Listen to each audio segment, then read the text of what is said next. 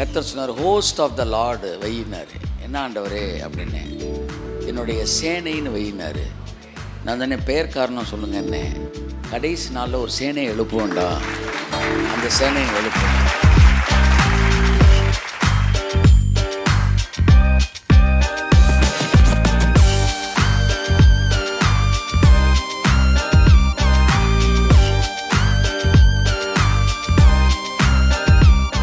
நான் நினச்சேன் நம்முடைய ஊழியம் தான் ஒரு பெரிய சேனையை அந்திரிக்க போகுதுன்னு. கர்த்தர் சொன்னார், ஊழியம் இல்லைடா, என் எல்லா ஊழியங்களும் சேனையை அந்திரிக்க போகுது.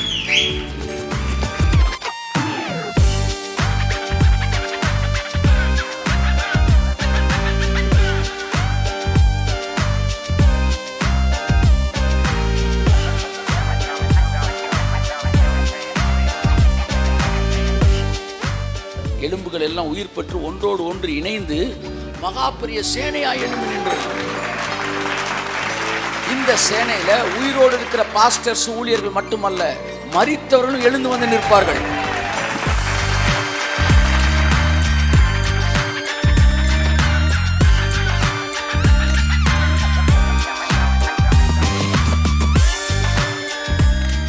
கடைசி நாளில எல்லாம் எழுந்திருப்பாங்க படம் முடிகிறப்ப. ஆனா படம் நடந்துகிட்டு இருக்கிறப்ப விசுவாசிக்கிறவன் எழுந்திருப்பான்.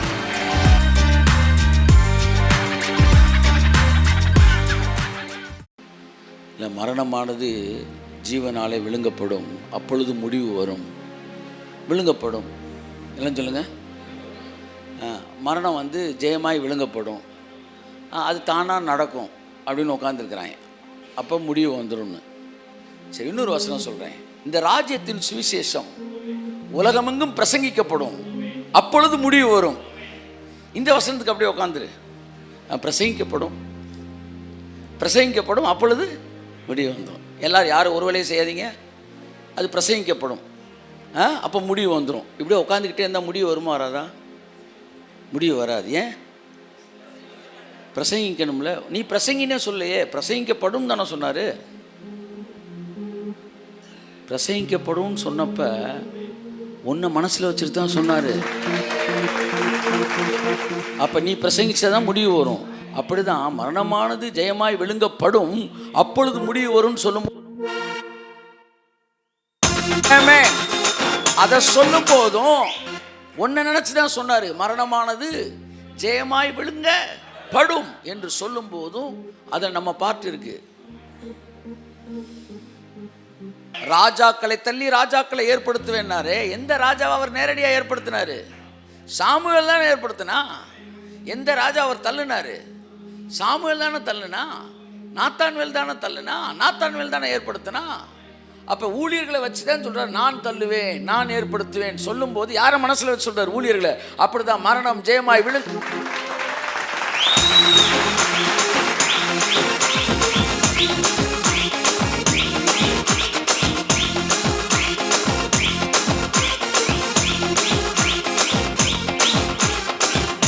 மரணம் ஜெயமாய் விழுங்கப்படும்னார்ல, அவர் தானே விழுங்கணும். நம்ம பேசாம செத்துட்டு போக வேண்டியதானே.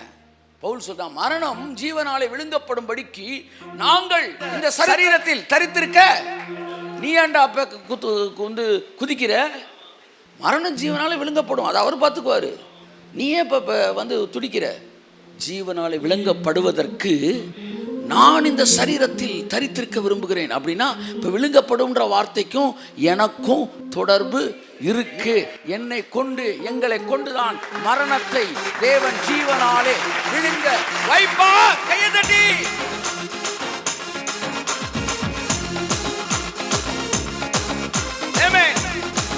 உயிர்த்தெழுதலின் அபிஷேகம் எஸ் ஜனங்களுக்குள்ளே கடந்து வருவதாக. Come on, receive the anointing of resurrection. Hey, hey, hey, hey. மரித்தவர்களை உயிரோடு எழுப்பக்கூடிய அபிஷேகம். உன் வல்லமையை தரித்துக்கொள். S S S. கிறிஸ்துவை மரித்தோரில் எழுப்பப்பட்டின அதே ஆவியானவர் சாவுக்கு ஏதுவான உங்கள் சரீரங்களை உயிர்ப்பிப்பார். Yes, I speak the spirit of resurrection over everyone's body in the name of Jesus.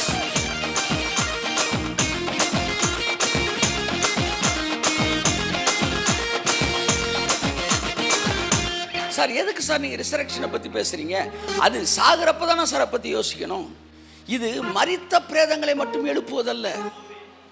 உயிர்த்தெழுதலின் வல்லமை மரிச்சதை மட்டும் எழுப்பாதான், செத்ததை மட்டும் எழுப்பாதான், சாவுக்கு ஏதுவான சரீரங்களை எழுப்புமா.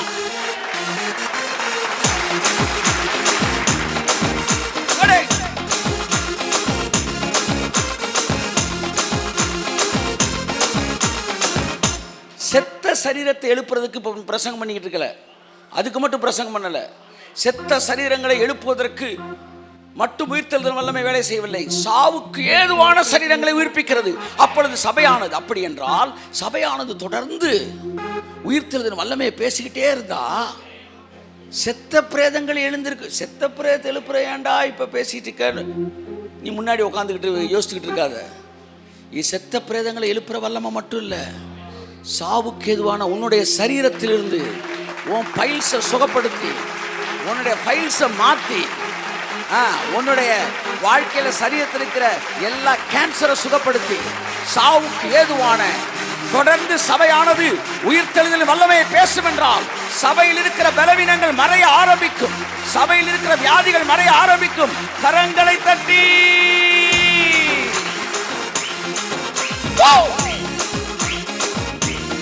கையை தட்டி ஆமென் ஆமென் ஆமென் ஆமென். எல்லா பலவீனமும் மறையட்டும், உடைந்த எலும்புகள் சேரட்டும், மனதில் இருக்கிற மரணத்தின் ஆவிகள் அழிக்கப்படட்டும். I release the power of resurrection. I release the spirit of resurrection. I release the anointing of resurrection. கையை தட்டி உயிரோடு கூட இருந்து என்னை விசுவாசிக்கிறவன் மறியாமலும் இருப்பான். இதை நீ விசுவாசிக்கிறாயா? இதை நீ விசுவாசிக்கிறாயா? இதை நீ விசுவாசிக்கிறாயா? உயிரோடு கூட இருந்து என்னை விசுவாசிக்கிறவன் மறியாமலும் இருப்பான். இதை நீ விசுவாசிக்கிறாயா? கரங்களை தட்டி நல்ல கையை தட்டி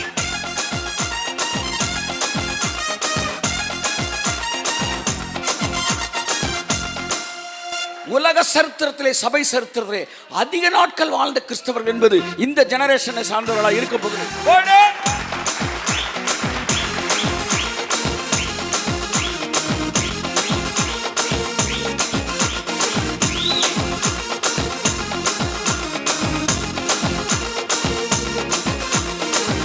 சபை சரித்திரத்தில் 120 வயசை தாண்டி வாழ்ந்த, அதிகமாக 120 வயசை தாண்டி வாழ்ந்த கிறிஸ்தவர்கள் இருந்த பேட்ச் எதுன்னா இந்த பேட்சா இருக்க போது.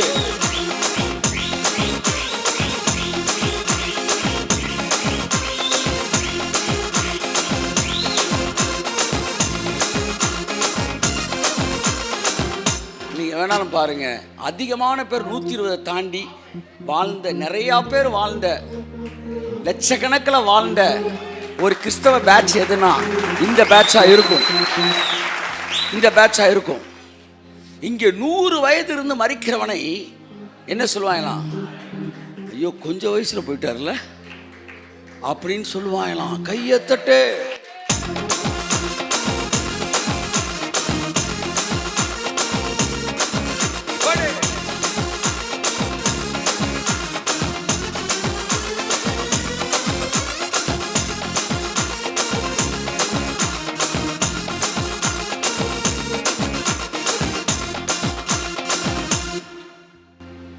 தொடர்ந்து உயிர்த்தெழுதல் வல்லமையை பேசுங்க, தொடர்ந்து உயிர்த்தெழுதல் வல்லமை நிரம்புங்க, தொடர்ந்து உயிர்த்தெழுதல் வல்லமையில் அந்நிய பாஷை பேசுங்க. நான் உங்களுக்கு சொல்கிறேன், 120 சாதாரணமாக தட்டி விட்டு போயிட்டு.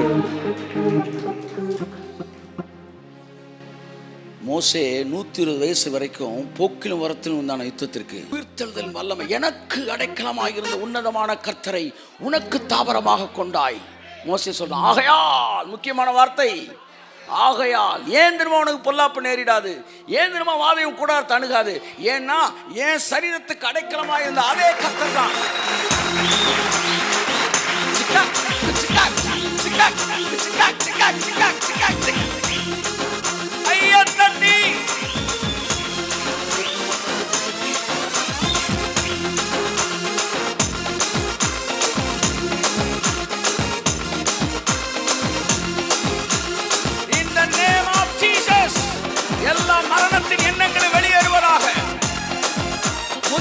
எல்லாம் எரிக்கப்படுவதாக. Because all the aging in the name of Jesus. Yes, yes, yes, yes. Weakness. Yes, yes, yes, yes, yes. நல்ல விசுவாசத்துல கையை தட்டி ரிசீவ் பண்றவங்களுக்கு வந்து சேரட்டும். கையை தட்டி உயிர்த்தெழுதல் வல்லமை இறங்கட்டும், இறங்கட்டும், இறங்கட்டும், இறங்கட்டும், இறங்கட்டும், இறங்கட்டும், இறங்க. ஆமென். Yes, yes, yes, yes, yes, yes.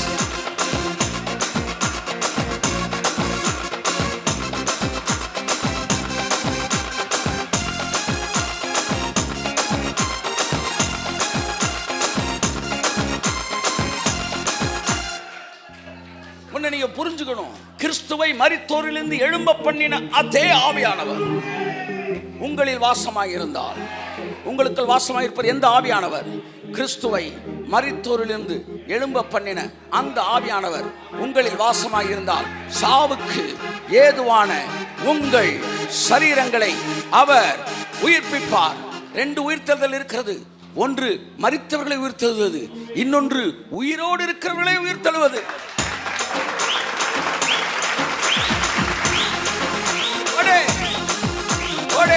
உயிரோடு இருக்கிறப்ப எல்லாம் உயிர் தள்ள போறீங்க. சாவுக்கு ஏதுவான சரீரம் உயிர் தள்ளுகிறது. சாவுக்கு ஏதுவான சரீரம் உயிர் தள்ளுகிறது. சாவுக்கு ஏதுவான சரீரம் உயிர் தள்ளுகிறது. நான் உயிர் தள்ளுதலை பேசுகிறேன் என் சரீரத்துக்குள்ளாய். Amen, amen, amen. We are hearing the spoken word of God. Elisha கர்த்தருடைய வார்த்தையை பேசுறதுக்கு முன்னாடி ஒரு சிரமண்டலம் வாசிக்கிறவனை அழைத்து அவனை வாத்தியத்தை வாசிக்க சொன்னான். அப்பொழுது கர்த்தருடைய ஆவியின் மீது இறங்கி அவன் தீர்க்க தரிசனங்களை பேச ஆரம்பித்தான். எந்த வார்த்தைகள் இசையோடு இணைக்கப்பட்டிருக்கிறது அவைகள் எல்லாம் தேவனிடத்திலிருந்து புறப்பட்டு வருகிற தீர்க்க தரிசன வார்த்தைகள் மறவாதிருங்கள். வேதம் தெளிவாக இந்த பூமியிலே உங்கள் சரீரங்கள் உயிர் தழுவதற்கு நூற்றுக்கணக்கான உறுதியான சத்தியங்களையும் தீர்க்க தரிசனங்களையும் வெளிப்பாடுகளையும் குறித்து வேதம் காட்டுகிறது. சாவுக்கு ஏதுவான உங்கள் சரீரங்களை உயிர்ப்பிப்பார். நான் சொல்கிறேன், தொடர்ந்து உயிர்த்தெழுதலை கேட்கிற சபை சரீரத்தில் உயிர்த்தெழ ஆரம்பிக்கும். வியாதி மறைஞ்சிரு சார், சுகர் இல்லாமல் போயிரு சார், எஸ் எஸ் கட்டிகள் கரைஞ்சிரு சார், உங்கள் பலவீனங்கள் மறைஞ்சிரு சார். ஒவ்வொரு நாளும் நீ வயதாகிட்டே போக மாட்ட, நீ இளமையாகிட்டே போவ. எஸ், உயிர்த்தெழுதல் ஆவி it will reverse your age. இங்க பாருங்க, அப்ப கிறிஸ்துவை மரித்தோரிலிருந்து எழும்ப பண்ணின ஆவியானவர், அந்த ஆவியானவர் உங்களில் வாசமாய் இருந்தால், எத்தனை பேர் ஆவியானவர் இருக்காது? கையை தூக்குன்னு பார்ப்போம். ஷரபலஹதரா அப்படி இருந்தார்னா சாவுக்கு எதுவான உங்கள் சரீரங்களை அவர், அப்ப ஏன் சார் இவ்வளவு நாள் நடக்கல? இன்னும் உயிர்ப்பிக்கப்பட்டிருக்கணும்ல. நான் சொல்றேன், உங்களுக்குள் இருக்கிற எல்லா ஆசீர்வாதங்களும் உங்கள் மனது அதோட சிங்கானாதான் வேலை பார்க்கும். புரியுதா? கண்ணீர் உங்களுக்குள்ள இருக்கா இல்லையா? இங்க காணோம். என் மனசு சோகமாயிருச்சுன்னா வந்துடும். அப்போ அது எங்கே தான் இருக்கு? உனக்குள்ள தான் இருக்கு. தாய்மை வரும்போது பால் சுரக்குகிறது, பயம் வரும்போது வேர்வை சுரக்கிறது, அழுகை வரும்போது கண்ணீர் சுரக்கிறது, பால் உணர்வு வரும்போது சரீரத்தில் வேதிப்பொருட்கள் சுரக்கிறது, உயிரணுக்கள் சுரக்கிறது. அப்படித்தான் சத்தியம் வரும்போது ஜீவன் சுரக்கிறது.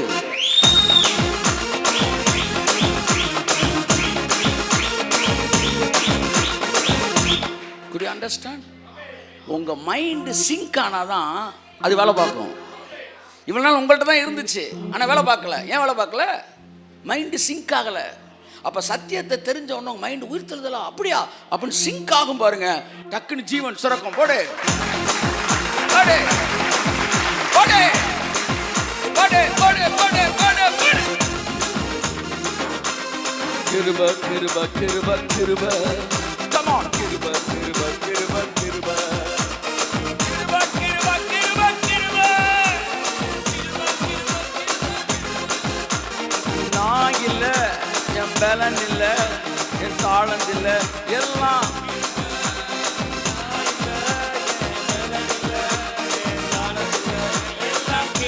ஒரே ஒரு தடவை. கிருப கிருப கிருப கிருப.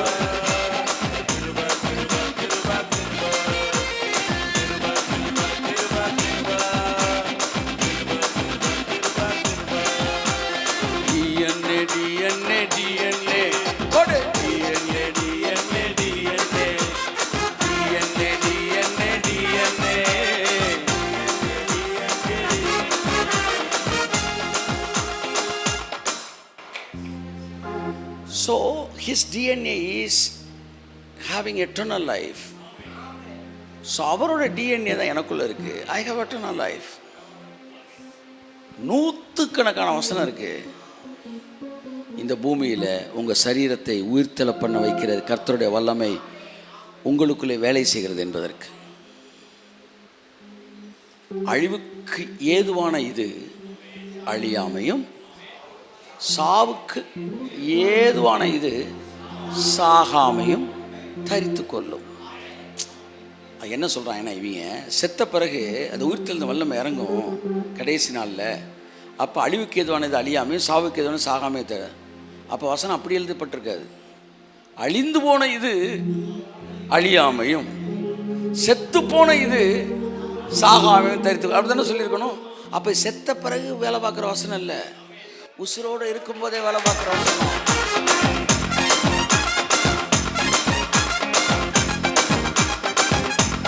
ஆமென். அழிஞ்சு போன உன் சரீரம் அழியாமை தரித்துக்கொள்ளுன்னு சொல்லல, அழிய போற உன் சரீரம். கையை தட்டு.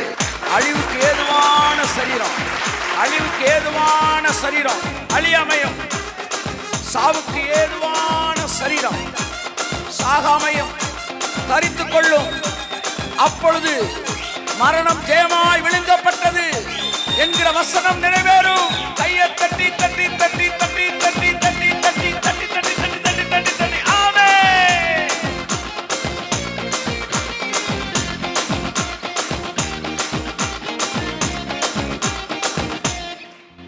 அப்ப அழிவுக்கு ஏதுவான இந்த சரீரம்னா சாகிறதுக்கு முன்னாடி நடக்கிறது தானே. செத்த சரீரம் அழிஞ்சு போன சரீரம், இது அழிவுக்கு ஏதுவான சரீரம். செத்த சரீரம் செத்து போன சரீரம், இது சாவுக்கு ஏதுவான சரீரம். ஸோ இந்த ரெண்டு வசனமும் செத்து போனவனை பற்றி சொல்லலை, உயிரோடு இருக்கிறவனை பற்றி சொல்லுது. உயிரோடு இருக்கிறப்ப நடக்கும்னா இயேசு வர்றதுக்கு முன்னாடி நடக்குதுன்னு அர்த்தம். அழிவுக்கு ஏதுவான எது அழியாமையும், சாவுக்கு ஏதுவான எது சாகாமையும் தரித்து கொள்ளும். கையை தட்டி கையை தட்டி கையை தட்டி.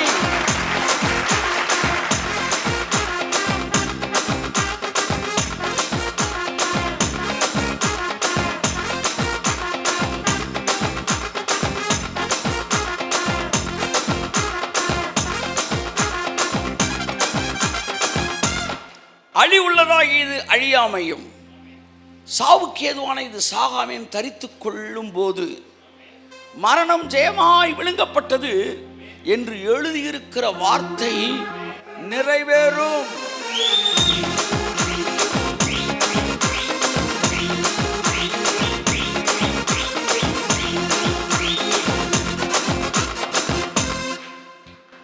இது எப்போ நடக்குமா?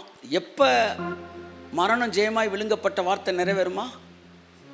அழிவுக்கு ஏதுவான இது அழியாமையும், சாவுக்கு ஏதுவான இது சாகாமையும் தரித்து கொள்ளும் போது மரணம் ஜெயமாய் விழுங்கப்பட்டதுன்ற வசனம் என்ன செஞ்சிடும்? நிறைவேறும். இதில் எங்கே இயேசுநாதர் வந்தார்? சரி, அப்போ மரணம் ஜெயமாய் விழுங்கப்பட்டதுன்ற வார்த்தை எப்போ நிறைவேறுதான்? அழிவுக்கு ஏதுவான இது அழியாமையும், சாவுக்கு எதை சாகாமையும் தரித்து கொள்ளும் போது அந்த வசனம் நிறைவேறிச்சான்னு சொல்லுவாங்களாம்.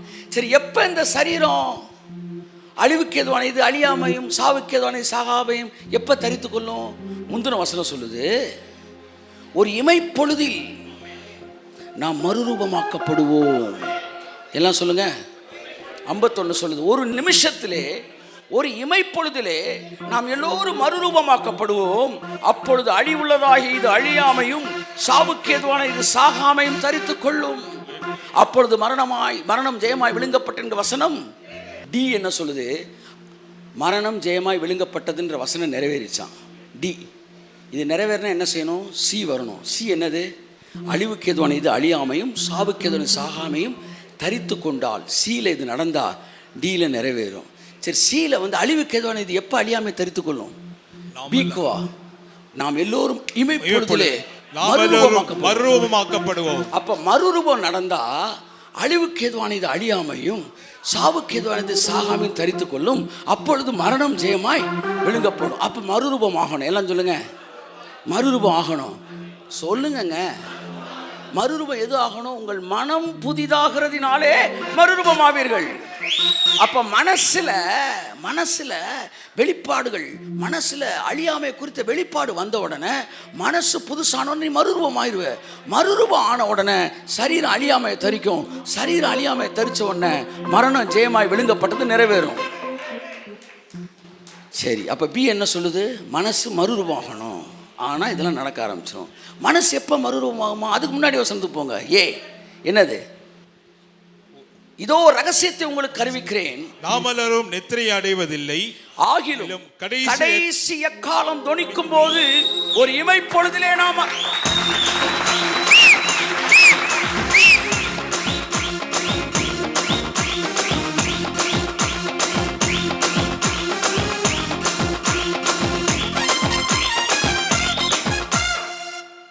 அப்ப எப்ப மறுரூபம் நடக்கும்? எக்காலம் தொனிக்கணும். அது என்ன எக்காலம்? லாஸ்ட் எக்காலம். அந்த எக்காலம் தொனிச்ச உடனே, அதை கேட்ட உடனே மனசு மறுரூபமாகுமா? மனசு மறுரூபமான சரீரம் அழிவுக்கு எதுவானது அழியாமை தரிச்சுக்குமா? மரணம் ஜெயமாய் விழுங்கப்பட்டது.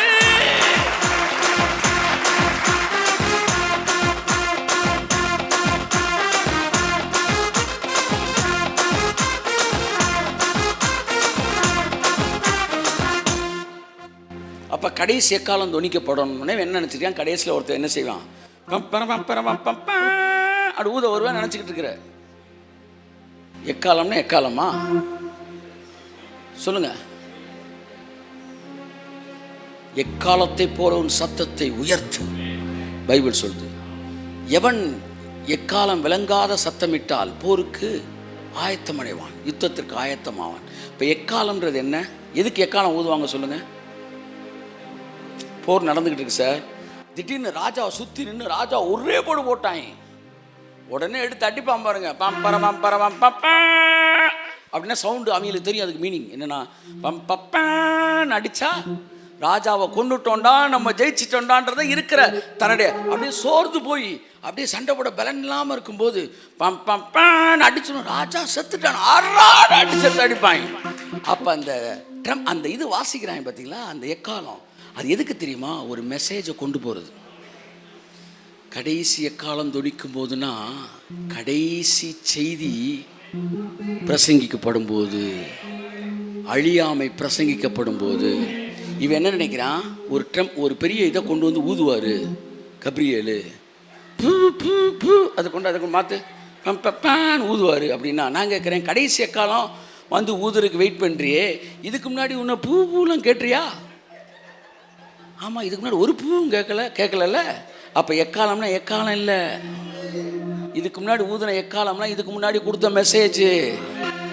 இனி ஊத போகிற கடைசி எக்காலம்னா கடைசி காலத்தில் சொல்ல போகிற செய்தி, அழியாமை பற்றிய செய்தி, சாகாமை பற்றிய செய்தி.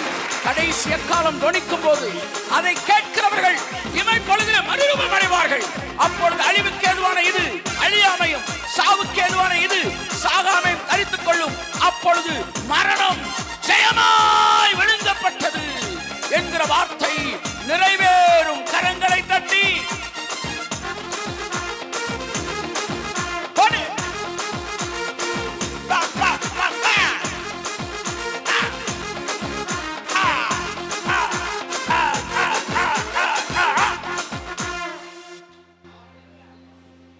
மரணம் எப்படி விழுங்கப்படுமா? மரணம். அப்ப ஒரு ஜெயம் நமக்கு இருக்கு. கையை தட்டு.